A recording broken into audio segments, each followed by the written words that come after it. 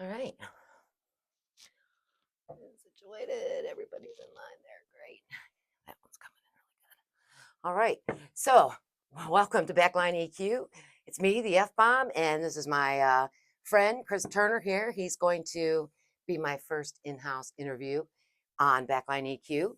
And so, I just want to take a moment to hit like and subscribe to this channel, share it with your friends, and hopefully, we can continue to get ongoing support from the music community. So, anyway, Chris, thanks for being here today. Appreciate it very Of much. course. Chris, Friend, not music son. well, When did that change? well, that's the next segue here. Oh, So, a little background about Christopher is, he came into my world as my daughter's boyfriend at one point. Found out that he could actually play guitar, and he could actually play guitar. So, me being the person that I am and enjoy coaching young people or new people, I should say, I had to just, get my hands on them, so to speak. And we kind of threw you in the fire, oh right yeah, out of the gate, oh and yeah. and I gave him an opportunity he probably couldn't really pass up. At one point, we needed a bass player for about 4 or 5 songs, and I knew he could play guitar so well. I knew he could play the bass, and but the thing was, is he never played in front of an audience Oh before. yeah, yeah. so, so this was something that what really threw you, I'm sure. Oh yeah. Well, would have been what 16, 17 Yeah, at you that point. pretty Yeah, I young. wasn't expecting to get pulled off stage by that one lady and grab my hand. Yeah. Yeah, but yeah, definitely a fun experience Yeah, for yeah. first time. I think you could probably agree then where we were down in Streetsboro doing that big benefit for Rick Haylett. That was a pretty big show, pretty big Oh yeah, audience, a lot yeah. of different bands from all different genres. And I think that it was a little bit surprising how many people were there. Well, yeah, Yeah, that place has a pretty good video backlog of just how long people have been going there. You yeah, know, Stymie and yeah, Forceful Entry, all that. You can still find stuff what they did in the '90s. You yeah, know, yeah. old film grain on YouTube. So Yeah, yeah, yeah. it's But kind of a mecca for local it artists. is, it is, and looking back at that particular night with the amount of people that were there, a lot of them were musicians. So, like, you were getting not just thrown to the fire on stage, but you had to, like, probably in your mind, I would guess if it were me, I'd be feeling the same way. Oh crap, I've got to show up and blow up Oh because yeah, this is a big moment oh here. yeah. It was a real breakthrough. I remember, Haley was there. Yeah. I think that was probably one of our first actual dates. Certainly, the first time I've Oh dragged yeah. her to a place like that, and I was probably half a step from a panic attack at the bar table, just like I'm gonna screw this up so Yeah. bad. And Yeah. but you get up there and do it one time, and you're like, oh, it's not so bad. These people are so blind drunk, they're not even gonna remember who I Right. am. So Right. screw it. And the beauty of it is, though, is because we had so many people that were in the musical community, I think that night, obviously, people were like, hey, here's a young talent. I remember Chance, the booking slash Hmm. entertainment manager. He was like, we got to have more of people like this. We need more of these young people to come in here because, and obviously, you're beyond high school, but you're young enough that I'm sure that you can't relate to live music being, Tuesday through Sunday at Oh one no. point in my life. That's what it was like for me. I mean, you could go see a really good band, full band, not just an acoustic setup, Yeah. Tuesday through Sunday. And now you're lucky to get it on Saturday only. Right. And most of the people are older people that Yeah. that used to go do that all the Yeah. time. So And that's the tragedy. It's first of all, the cover band isn't really a thing. A lot of people just want to get famous for something. yeah, So yeah, their mindset's gonna be, well, why do I have to show up to these bars and play these covers? And then secondly, the industry is so different now. It's not like you have some manager showing up to some show because he got word of some band that nobody's really heard of before. yeah, You have to make it big online and do your own stuff nowadays. yeah. Which isn't bad either because you lose half of the footwork that's necessary. Right. Where it Yeah. used to be in the back in the day. You play it, and if nobody responds to it, it's not nearly as heartbreaking as when Hmm. you're live and you're playing it and the audience is flat, Right. Yeah. But I feel like so much good music gets buried under algorithms now. Like you could have a really good band that has 10 people show up every Yeah, night, yeah, but that's only because YouTube, Facebook, whatever doesn't push them as hard as right. this other band from Cleveland or something that you know. Yeah, yeah, I agree. And, since the big pandemic, we've seen this major shift in bands as a whole. It seems to me, this is my impression, is that if you weren't kind of in the top tier for cover bands, we're just going to say cover bands, if you weren't in the top 10% of gigging cover bands, you're struggling now to get the gigs because a lot of places have shut their doors, Oh yeah. or they're only going to hire those bands that have been known to be big draws, and they're Hmm. not giving anybody else a chance. Right. So the one the one thing that I would see is a correction in that would be to have a two band bill, like we used to do with John Doe, because you're gaining audiences through the two Yeah, bands, and you have then to you. get that tailwind from the Yep. bigger name. Yep. And then when you venture off, now we started off by ourselves. The contradiction started off by ourselves and they came on to us. So once we found though that our set lists were very compatible and the core audience member was pretty much the same Hmm. audience member, then it became even more relevant for us to do to a show together. And made it nice for us musicians to not have to carry the whole night too, Hmm. you know and so that is something that I wish to see more bands do, but will it happen? I don't know. But so tell me what else has been going on in your life. I know you're not gigging either right now, Mm-mm. but you got some things in the works. So what is it that you got going on? Well, a couple years ago, started off doing basic repairs, custom builds, stuff like that, just out of my garage for pure boredom reasons. Going to work every single day and slaving in a factory. Wanted something a bit different, some kind Mm, of so something to look forward creative to. outlet. Yeah, Hmm. bands weren't getting together at that point, especially during COVID Hmm. times. Hmm. Hmm. So went online, just looked up how to start building guitars, and that's what I did. And of course, COVID. So I got a few models done, started doing repairs and stuff, but then prices shot up, especially on fine woods and imports Mm. and stuff like that. So sort of shelved that for the time being. Still doing some small stuff on the side, repairs out of my house and stuff like that. But I don't know, maybe in the next couple of months have something else coming down the pipeline. Yeah, that would be great. That would be Don't want to. fantastic. And of course, once that happens, y'all will be the first to know about that. So, when you were making these guitars, were you making them with yourself in mind? Is that what you were basically doing it for, or did you hope to maybe sell it to somebody, or what was your thought on Well, I think anybody creative is going to put something they want to see into whatever they make, and that's absolutely what I was doing. it? Hmm. I wanted to use materials that a lot of big names weren't using at the time. So locally sourced walnut, white oak, stuff like that. Not your typical guitar wood, but I mean, yeah, really, end of the road, I was hoping that I could get something started, a Mm, name brand. I'm never going to be Fender, but sure, sure, get a good base of people that would come in and want to buy something I made would be right. amazing. You know. There are people that play guitars that I maybe have never heard of. Strings, for example. Pete from Chevelle was just talking about these strings. I'd never heard of them, but he's been playing them for over 20 years Hmm. because they work for his baritone guitar Oh and yeah. the way he plays and stuff like that. So sometimes you just find that little niche in there, and then that person, what's the word, commissions you, Hmm. to put something Yeah. together for them. So I think that's a really great idea, and creativity is usually the mother of invention a lot of times too. So Right. you know, Yeah. not necessarily necessity, Hmm. but when you find something that you like, you can put together on your own specs and then go from there. So I think that's, oh, I'm all for it, all for it.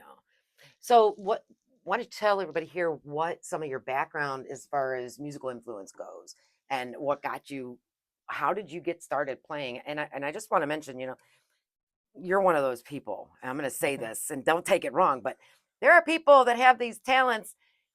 They don't play it all the time. They don't express it all the time. But when they do it, it's an automatic, oh, they're right back in the pocket again. There's like a skill there that is almost like downloaded into you. So why don't you give me a little bit of background in your musical history?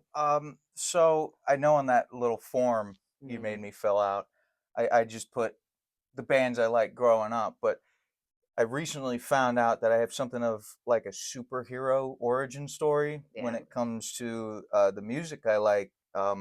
Recently, I've been sort of reconnecting with my mom. I haven't, bio mom, Mm-hmm. I haven't seen her in literally ever, but got a hold of her and we've been talking a lot more.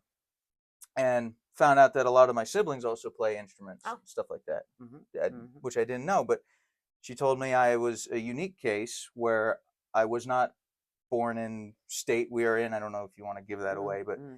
I was almost born in Georgia because she lived in Atlanta for a little while, Mm-hmm. and she she moves down there and buys tickets to see Seven Dust, Okay. and then found out later that she was pregnant with me, and she said, "Well, screw it. I bought the tickets anyway. I'm going to go."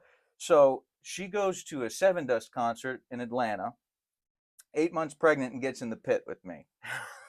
So it was So downloaded into you then. yes, I was there's a very real chance that there's a universe out there where I was born to the song Black by Seven Dust in an Atlanta, like, 1,000-person venue, Yeah. you know. Yeah. Right. But Right. That's pretty cool though, because I can tell you, I think it was downloaded in Ruby too, because she was born listening to her dad's music, his original music, as oh yeah, as I'm yeah, yeah. pushing, there it is.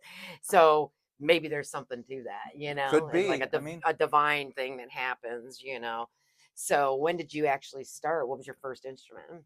a $50 blue Fender Squier Stratocaster with the little 10-watt amp that came with it. The Yeah, nice package deal sure, there. Got sure. that when I was 10, I Yeah, think. yeah. The Start mom and dad special, just in case you don't do it. exactly, yeah. And I did give up for about a year just because, you know my family life. There's a lot of Mm. pressure involved there, and I didn't like the pushback, so I gave up for a while. And then, like a year after giving up, I was looking at it collecting dust in the corner. I'm like, you know what? I'm gonna prove him wrong or prove them wrong, whatever. Hmm. And I mean, just goes from there. Grew up with mainly like AC/DC, Led Zeppelin, Aerosmith, unfortunately. Um, but I came into my own because on YouTube you get recommendations for similar bands or whatever, Uh-huh. and I still remember sitting at that family computer trying to play Shoot to Thrill or whatever, Hmm. and then the little recommendation on the side was this blue album cover with the electric chair on it, and it was Metallica's For Whom the Bell Tolls, and that Hmm. was a sound that never went through our house, Yeah, right, and right. it's just sitting there like, oh my god, this is a whole new thing. Yeah, And then I spent the next 8 or so years just pissing everyone off with yeah, it. yeah. It's a great album too. In fact, I think that may have been the first Metallica album that I was exposed to, Hmm. also. And probably Kill 'Em All's always been my favorite. Okay, Always been my okay. favorite. Yeah, you like the oldies. I get Yeah, it. but that one really showed their flex quite a bit. Oh yeah, Put them they on the map. released them like one after the other within a year, almost Yeah, 83 and 84. So yeah, yeah, and they weren't radio friendly, so you had to find them. You had to like go to the record stores that they yeah, had back at the time, and you could go see them and hear some of their stuff while they signed a record, maybe. If they could get a fan in there. So these bands, and of course, where are they now? They don't have to play if they don't want to, right. Yeah, but their biggest names on the influences, planet. yep, yep, their influence is very strong, and be great to see another Big Four concert, come down the pike just for fun. And, those of us that have been around a minute, we could go and enjoy a moment in time. But so you started basically pissing your parents off with some Oh yeah, Metallica. Yeah. Now, oh yeah. My old man hated that sound. so you go ahead. I'm sorry. Well, especially when it went from Metallica, which okay, he'd heard that, and then it was Megadeth, a little weirder, and then all of a sudden it was Slayer. Pantera and Slayer and Death and Yeah. Obituary, and finally they were like, you know what, plug your headphones into those because he's losing it. Yeah, right, right. So, who would you say now? Of course, obviously, you like thrash and heavy metal and stuff like that. But is your guitar influence the person who influenced you the most on guitar? Are they also a thrash metal person, or you go in a different direction? Kind of a weird answer, but yes and no. So Megadeth's first guitarist was a guy named Chris Poulin, who was actually a jazz musician at the time. Mm, So they pulled him in. They did "Killing Is My Business," "Peace Sells," and then he got fired for drug abuse or mm, whatever.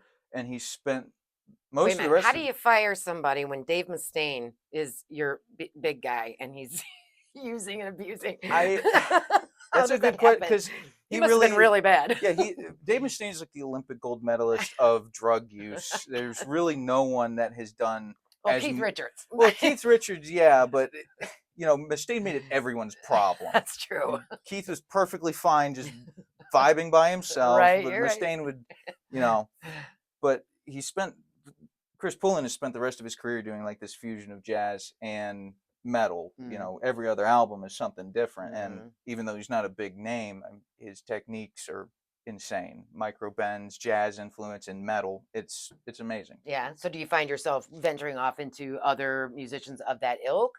Or, because sometimes that's what happens. You start to crawl down one alley, and the next thing you know, you're like taking a, Yeah. complete 180 Oh, somewhere else. absolutely. I mean, not strictly jazz itself, but definitely the more along the fringes of that. Mm-hmm. Guthrie Govan is one that I've been into a lot Yeah. lately. I don't even know what to classify him as, blues something, but Mm-hmm. he's incredible player. Eric Johnson, of course, trying to keep up with him is almost impossible. Yeah. Yeah. He's Right. Right. He's a hardworking guy. He's a mhm, hardworking guitarist. yeah. And so what are you playing out of? Have you upgraded your amplifier system? Oh yeah. Yeah. Oh Yeah. yeah. It's become another dangerous, expensive addiction of mine. Yeah. Guitar Center has a very nice used section that you can order from all around the country in, and I should not be allowed to access And that. everybody gets credit. I So I, I have Marshalls coming in from Montana, Randalls from Florida. yeah, yeah, And my spouse is not happy yeah, about yeah, that. yeah. Oh, So what's this they, giant box? Don't worry about it. It's not a 300-watt Randall RG. so it's funny because not too many people are Randall people. I Hmm. mean, Pops is or was at one time.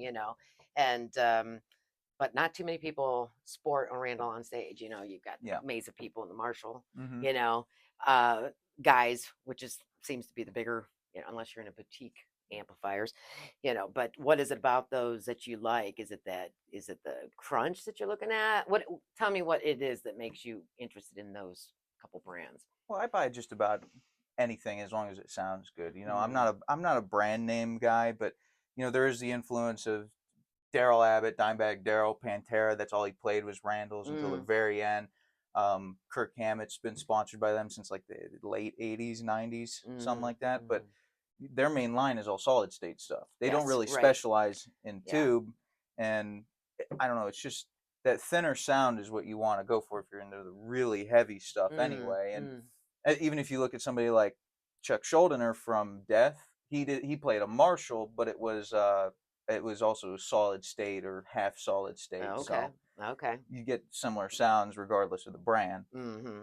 Well, it sounds like if you go into the venture of this repair and building and that sort of stuff, you're probably going to get your hands on a lot of things to put your teeth into, Oh and yeah.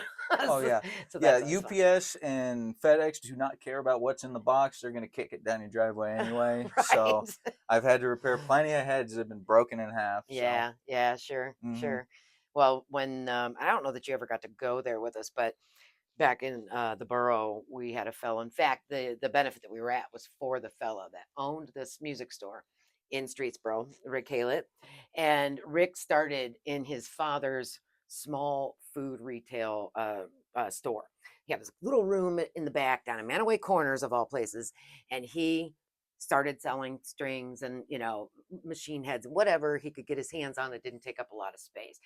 And this guy just moved everywhere. He went everywhere in Portage County. And finally, he landed at this place big enough, and he had a dedicated area for musicians to come in, play, practice, just vibe together. There was enough space for audience too. They had a pool table. It was just a nice way for Yeah. people to get together.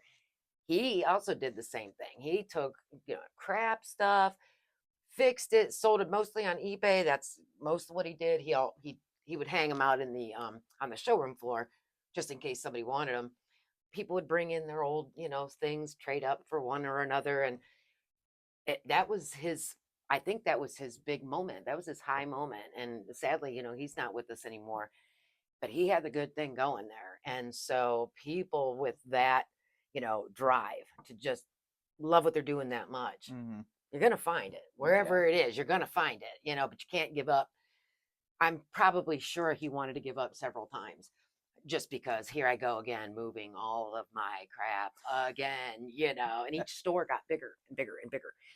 But the nice thing about them is you would meet new people. You'd Hmm. meet new musicians that were, you know, just starting out. Some of them are seasoned, they sit around and BS about, equipment and, that sort of people that they, listen to and stuff like that.